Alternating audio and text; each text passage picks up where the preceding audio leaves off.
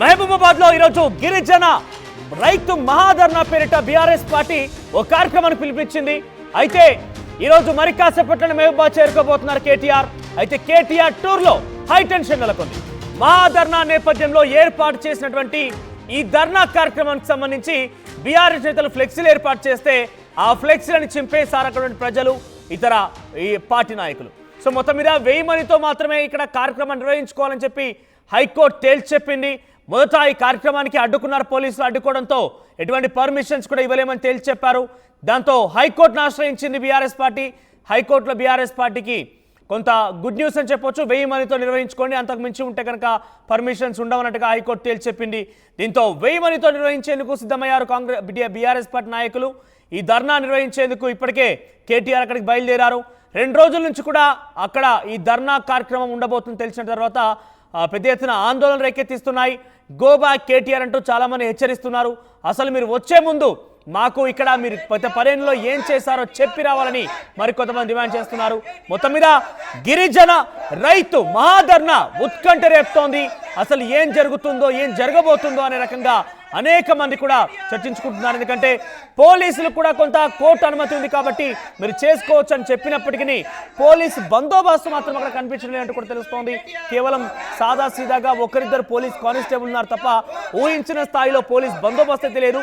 ఒకవేళ కనుక నిజంగానే మాకు మీరు తేల్చి చెప్పాలి అంటే అడ్డుకుంటాం, అంతు చూస్తామని చెప్పి హెచ్చరికలు అటు కాంగ్రెస్ పార్టీ నుంచి వస్తున్న నేపథ్యంలో నిజంగానే బీఆర్ఎస్ కాంగ్రెస్ పార్టీ కనుక తలపడితే ఒక మహాయుద్ధమే జరిగే అవకాశం ఉంది. అక్కడైతే డెఫినెట్గా ఒక పరిస్థితి చేతులు జారే అవకాశం ఉంది. మరి ఈ నేపథ్యంలో ఏం జరుగుతుందో చూడాల్సిన అవసరం అవుతుంది. ఒకసారి ఈ విషయం పైన అక్కడ అందరూ గో బ్యాక్ అంటూ నినాదాలు చేస్తున్నారు. ఒకసారి వారి నినాదాలు మనం చూసే ప్రయత్నం చేద్దాం.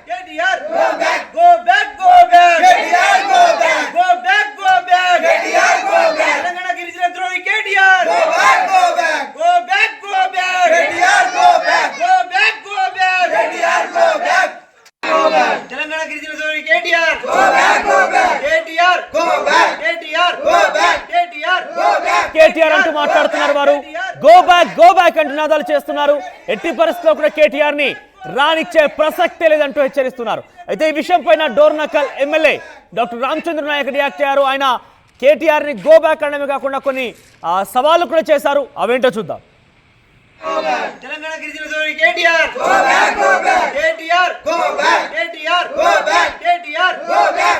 అభివృద్ధి దిక్పథం వైపు నడిపిస్తున్న ముఖ్యమంత్రి రేవంత్ రెడ్డి గారిపై నిందలేస్తూ అసత్య ప్రచారాలు చేస్తే మిమ్మల్ని ప్రజలు మళ్ళీ మిమ్మల్ని అధికారంలో తీసుకొస్తారనే అనుకుంటున్నారా?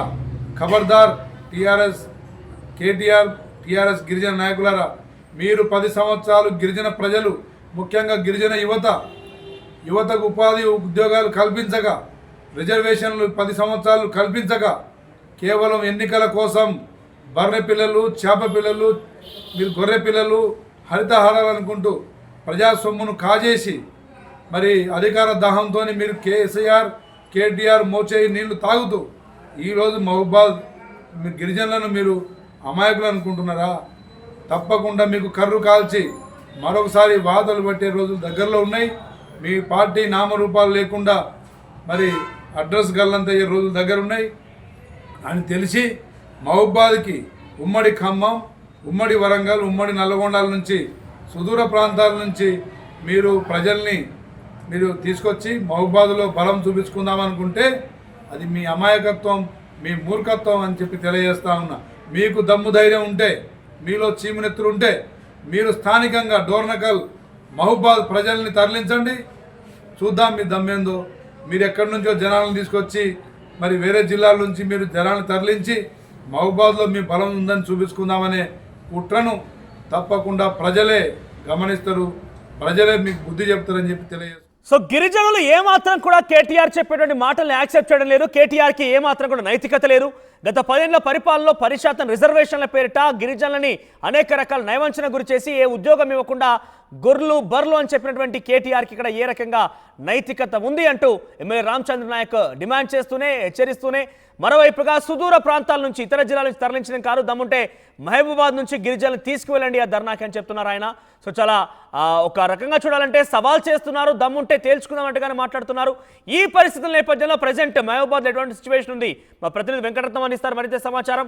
ఎస్ వెంకటరత్నం, సో ఎటువంటి సిచ్యువేషన్ ఉంది మహబూబాబాద్ నియోజకవర్గంలో? మహబూబాబాద్ ఈరోజు కేటీఆర్ గిరిజన రైతు మహాధర్నా చేపట్టబోతున్నారు.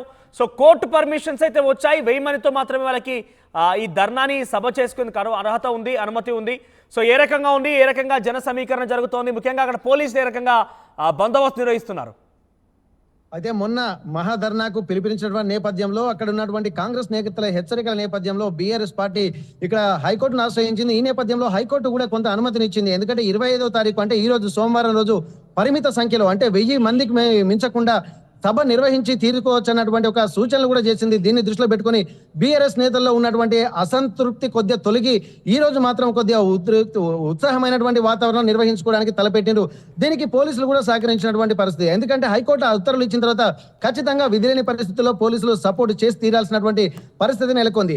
అయితే ఇంత జరుగుతున్నప్పటికీ కూడా 1000 మందితోటి ఒక ఫంక్షన్ హాల్లో వీళ్ళు ఏర్పాటు చేసుకుంటున్నారు. సభకు సంబంధించినటువంటి ఫ్లెక్సీలు కూడా ఏర్పాటు చేసుకున్నారు. నిన్న రాత్రి ఫ్లెక్సీలు ఏర్పాటు చేయడంతో ఇక్కడ కొంతమంది కాంగ్రెస్ నేతలు అలాగే కొన్ని గిరిజన నాయకులు కూడా మళ్ళీ హెచ్చరికలు పంపిస్తున్నటువంటి పరిస్థితి నెలకొంది. రాత్రి కొన్ని ఫ్లెక్సీలను చింపివేయడంతో మళ్ళీ ఉద్రిక్త వాతావరణం నెలకొంది. వాతావరణం ఒక్కసారిగా వేడెక్కింది. ఒక హైటెన్షన్ వాతావరణం మహబూబాబాద్ లో నెలకొన్నటువంటి పరిస్థితి. ఇట్లాంటి సమయంలో కూడా కాంగ్రెస్ నేతలు ఏమన్నా వెనక్కి తగ్గుతున్నారంటే అది లేకుండా డోర్నకల్ ఎమ్మెల్యే అలాగే ప్రభుత్వ విప్ రామచంద్ర నాయక్ కూడా ఒక హాట్ కామెంట్స్ చేశారు. దీనికి సంబంధించి కూడా ఒక హెచ్చరికలు కూడా చెప్పినటువంటి పరిస్థితి.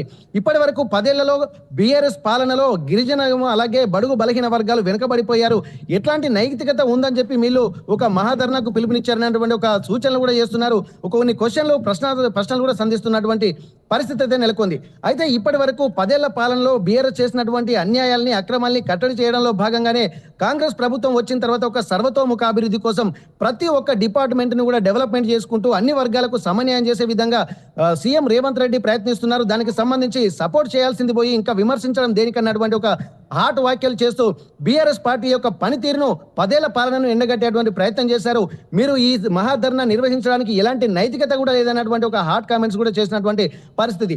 అయితే ఈ రోజు హైకోర్టు ఇచ్చినటువంటి నేపథ్యంలో సభకు అన్ని ఏర్పాట్లు చేశారు. పేద గిరిజన రైతు మహాధర్నా అన్నటువంటి ఒక పేరు పెట్టి వాళ్ళకు అంటే అన్యాయం చేసినటువంటి దానికి నిరసనగా ఈ ధర్నా కార్యక్రమం చేపడుతున్నామని చెప్పి దీనికి ఒక నామకరణం చేశారు. అయితే ఈ నేపథ్యంలో కేటీఆర్ కూడా హైదరాబాద్ నుంచి బయలుదేరి మహాధర్నాకు బయలుదేరినటువంటి నేపథ్యంలో ఇక్కడ కాంగ్రెస్ నేతలు అలాగే గిరిజన నాయకులు స్థానికులు కూడా చేస్తున్నటువంటి కామెంట్స్ కూడా ఒక ఉద్రిక్త వాతావరణాన్ని పెంచాయి. మహాధర్నాకు సంబంధించి ఎక్కడ ఏర్పాటు చేశారు? ఒక బహిరంగ ప్రాంతంలో ఈ ధర్నా ఏర్పాటు చేస్తున్నారా? ముఖ్యంగా కేటీఆర్ వస్తున్నారంటేనే సుమారుగా ఆయన కార్యకర్తలు లెక్కించుకున్నా కూడా ఆ దారి పొడుగుతా కార్ల ర్యాలీ చూసినా ఏం చూసినా కూడా 1000 మందికి మించే అవకాశం ఉంటుంది. ఈ నేపథ్యంలో ఎవరెవరు అక్కడ జన సమీకరణ కోసం ఏర్పాటు చేస్తున్నారు, ఎంతమంది ఉండే అవకాశం ఉంది? ఒక లిమిట్ ఎక్సీడ్ అయితే కనుక పోలీసులు ఆ యొక్క ధర్నాన్ని ఆ కార్యక్రమాన్ని తిరిగి అడ్డుకునే అవకాశం ఉందా? ఎస్, ఇక్కడ మనం మాట్లాడుకోవాల్సింది ఏంటంటే ఇక్కడ వీళ్ళు చెప్తున్నది ఏంటంటే 1000 మందికి మాత్రమే పరిమితం అని చెప్పి హైకోర్టు చెప్పింది. దానికి సంబంధించి పోలీసులు కూడా కొంత తక్కువ ఏర్పాట్లు చేశారు. అంటే అనుకున్న విధంగా ఉద్రిక్త పరిస్థితులు ఉన్నప్పటికీ కూడా పోలీసులు ఎక్కువ సంఖ్యలో మోహరించినటువంటి పరిస్థితి అయితే లేదు. ఇప్పుడు మీరు చెప్పినట్టుగా దాదాపు హైదరాబాద్ నుంచి వెళ్తున్నటువంటి కాన్వాయే చాలా ఎక్కువగా ఉంది. కొంత ఉద్రిక్త పరిస్థితుల్లో కూడా వీళ్ళు కూడా దేనికంటే దానికి సిద్ధంగా ఉన్నామని చెప్పి కార్యకర్తలకు పిలుపునిచ్చారు. అక్కడ మహాధర్నాకు కూడా పిలుపునిచ్చారు. అయితే ఇక్కడ స్థానిక నేతలు కాంగ్రెస్ నేతలు చేస్తున్నటువంటిది ఏంటంటే ఇక్కడ స్థానికులు కూడా ఎవరు రావడం లేదు. చుట్టుపక్కల జిల్లాల నుంచి అంటే ఇప్పుడు ఉమ్మడి వరంగల్ జిల్లాల నుండి కూడా జన సమీకరణ చేసేటువంటి ప్రయత్నాలు చేస్తున్నారు. మహబూబాబాద్ నియోజకవర్గ ప్రాంతం నుండి మాత్రం ఎవరు రావడం లేదు అని చెప్పి ఇటు గిరిజనులు ఇటు కాంగ్రెస్ నేతలు కూడా చెప్తున్నారు. బయట నుంచి ఎవరు వచ్చినా వాళ్ళపై రాళ్ల దాడికి మళ్ళీ సిద్ధం అని చెప్పి హెచ్చరికలు చేస్తున్నారు. కానీ మహాధర్నా ఉద్దేశం ఏంటి? మహాధర్నా అనేది ఒక బహిరంగ ప్రాంతంలో జరుగుతోందా లేదంటే కార్యాలయం ప్రభుత్వ కార్యాలయం ముందు బైఠాయించబోతున్నారా? అసలు ఏం జరుగుతోంది? ఇప్పుడు మనం విజువల్స్ కూడా చూడొచ్చు.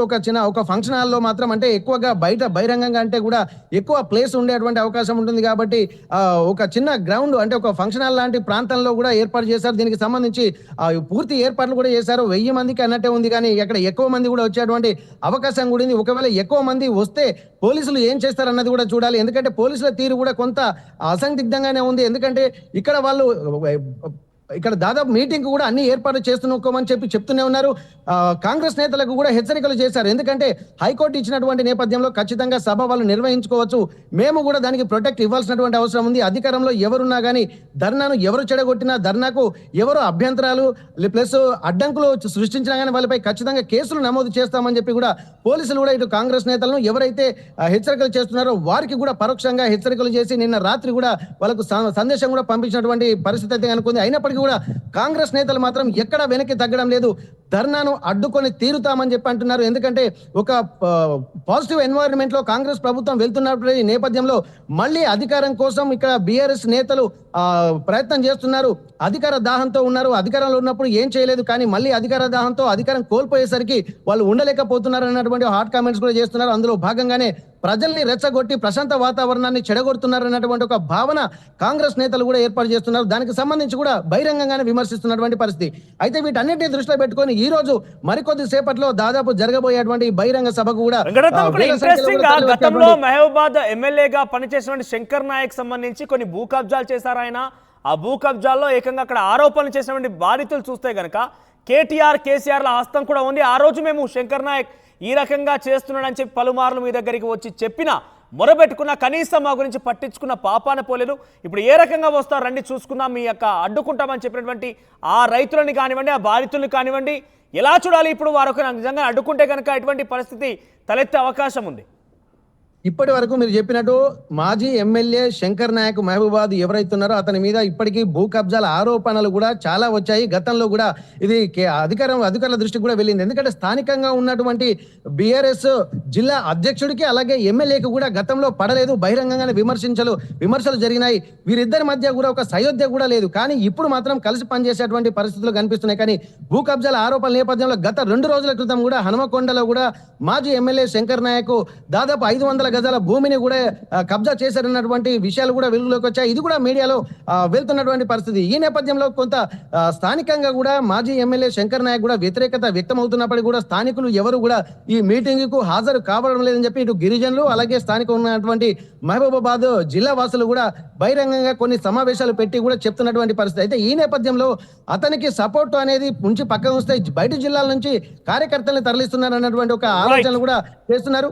దీనికి సంబంధించి కూడా వీళ్ళు ఎంత ఏర్పాటు చేస్తారు, అంటే పబ్లిక్ ఎంత వస్తుంది, 1000 మంది మించి వస్తే పోలీసుల ఆలోచన విధానం ఎలా ఉంటుంది, అనుకున్నట్టుగా 1000 మందిని లెక్కబెట్టి ఒక్కొక్కరిని లోపలికి పంపిస్తారా, లేకపోతే ఒక బహిరంగంగా ఉన్నటువంటి దాన్ని కూడా వీళ్ళు పోలీసులు యాక్సెప్ట్ చేస్తారా అన్నది కూడా వేచి చూడాల్సినటువంటి పరిస్థితి ఉంది. మనోజ్ రైట్ వెంకటరత్నం. సో మొత్తం మీద కేటీఆర్ మహబూబాద్ ధర్నాకి బయలుదేరారు. ఆయన గిరిజన రైతు మహాధర్నా పేరిట ఈ యొక్క కార్యక్రమం తీసుకున్నారు. అంటే ముఖ్యంగా లగచర్ల ఘటన తర్వాత గిరిజన పైన కేసులు మోపింది ప్రభుత్వం, కావాలనే రైతుల్ని ఇబ్బంది పెడుతోంది, గిరిజన రైతుల యొక్క భూములు లాక్కునే ప్రయత్నం చేస్తుందని మొదలైనటువంటి ఆ రోజు ఆ మాట కాస్త లగచర్ల ఘటన నుంచి దాని ఉదాహరణగా దాన్ని ఒక రకంగా చెప్పాలంటే ఫాలోఅప్గా తీసుకున్న బీఆర్ఎస్ పార్టీ ఈరోజు ఈ గిరిజన రైతు మహాధర్నాకు పిలుపునిచ్చింది. మహబూబాద్లో మరి కాసేపటికి హాజరు కాబోతున్నారు కేటీఆర్. 1000 మందికే పర్మిషన్ ఇచ్చింది హైకోర్టు. కానీ ఇక్కడ కేటీఆర్ వెళ్ళేటువంటి మార్గ మధ్యలో సుమారుగా చూస్తే కనుక ఒక భారీ వాహనశ్రేణి అయితే ఉంది. బహుశా ఆ వాహనశ్రేణిలో 1000కి మించి బీఆర్ఎస్ కార్యకర్తలే ఉంటారు. మరి ఈ నేపథ్యంలో 1000 మందికి మాత్రమే హైకోర్టు అనుమతి ఇచ్చింది. మరి ఏ రకంగా సిచ్యువేషన్ ఉంటుంది, పోలీసులు అడ్డుకుంటారా, ఎవరైనా నిలిపివేస్తారా, లేదంటే కొంతమంది మాత్రం అనుమతిస్తారా చూడాల్సిన అవసరం అయితే ఉంది. సో మొత్తం మీద రైతు గిరిజన మహాధర్నాకు సంబంధించి మరి కాసేపట్లోనే కేటీఆర్ అక్కడ వెళ్ళబోతున్నారు. మీరు చూడొచ్చు ఏర్పాట్లకు సంబంధించి తెలుస్తోంది మనకు ఫస్ట్ బాక్స్ లో. అది ఏర్పాట్లకు సంబంధించినటువంటి ఎక్కడైతే మహాధర్నా కార్యక్రమం ఉండబోతుందో అక్కడ ఏర్పాట్లకు సంబంధించి మనం చూస్తున్నాం ఆ టీవీ స్క్రీన్ పైన. ఒకసారి అక్కడ మహబూబాద్ ప్రజానికం కేటీఆర్ గో బ్యాక్ అని నాదాలు చేస్తున్నారు. దాంతో పాటుగా ఎమ్మెల్యే రామచంద్ర నాయక్ కూడా హెచ్చరించారు. అవి మనం చూద్దాం. అభివృద్ధి పదం వైపు నడిపిస్తున్న ముఖ్యమంత్రి రేవంత్ రెడ్డి గారిపై నిందలేస్తూ అసత్య ప్రచారాలు చేస్తే ప్రజలు మళ్ళీ మిమ్మల్ని అధికారంలో తీసుకొస్తారనే అనుకుంటున్నారా? ఖబర్దార్ టీఆర్ఎస్ గిరిజన నాయకులారా, మీరు 10 సంవత్సరాలు గిరిజన ప్రజలు ముఖ్యంగా గిరిజన యువతకు ఉపాధి ఉద్యోగాలు కల్పించగా, రిజర్వేషన్లు 10 సంవత్సరాలు కల్పించగా, కేవలం ఎన్నికల కోసం బర్రె పిల్లలు, చేప పిల్లలు, మీరు గొర్రె పిల్లలు, హరితహారాలు అనుకుంటూ ప్రజాస్వామ్యను కాజేసి మరి అధికార దాహంతో మీరు కేటీఆర్ మోచేయి నీళ్లు తాగుతూ ఈరోజు మహబూబాద్ గిరిజనులను మీరు అమాయకులు అనుకుంటున్నారా? తప్పకుండా మీకు కర్రు కాల్చి మరొకసారి వాదలు పట్టే రోజులు దగ్గరలో ఉన్నాయి. మీ పార్టీ నామరూపాలు లేకుండా మరి అడ్రస్ గల్లంతయ్యే రోజులు దగ్గర ఉన్నాయి అని తెలిసి మహబూబాద్కి ఉమ్మడి ఖమ్మం, ఉమ్మడి వరంగల్, ఉమ్మడి నల్లగొండల నుంచి సుదూర ప్రాంతాల నుంచి ప్రజల్ని తీసుకొచ్చి మహబూబాద్లో బలం చూపించుకుందామనుకుంటే అది మీ అమాయకత్వం, మీ మూర్ఖత్వం అని చెప్పి తెలియజేస్తా ఉన్నా. మీకు దమ్ము ధైర్యం ఉంటే, మీలో చీమునెత్తులు ఉంటే మీరు స్థానికంగా డోర్నకల్ మహబూబాద్ ప్రజల్ని తరలించండి, చూద్దాం మీ దమ్మేందో. మీరు ఎక్కడి నుంచో జనాలను తీసుకొచ్చి మరి వేరే జిల్లాల నుంచి మీరు జనాలను తరలించి మహబూబాద్లో మీ బలం ఉందని చూపించుకుందామనే కుట్రను తప్పకుండా ప్రజలే గమనిస్తారు, ప్రజలే మీకు బుద్ధి చెప్తారని చెప్పి తెలియజేసుకుంటున్నా. అభివృద్ధి పదం వైపు నడిపిస్తున్న ముఖ్యమంత్రి రేవంత్ రెడ్డి గారిపై నిందలేస్తూ తెలంగాణ గిరిజన సోదరి KTR go back KTR go back KTR go back KTR go back KTR go back KTR go back KTR go back go back KTR go back Telangana గిరిజన ద్రోహి KTR go back KTR go back KTR go back. RTV app వార్తల్ని క్షణాల్లో చదివే అవకాశం ఉంటుంది. ఒక న్యూస్ పేపర్, ఒక టెలివిజన్ ఛానల్ మీ చేతుల్లో ఎప్పుడు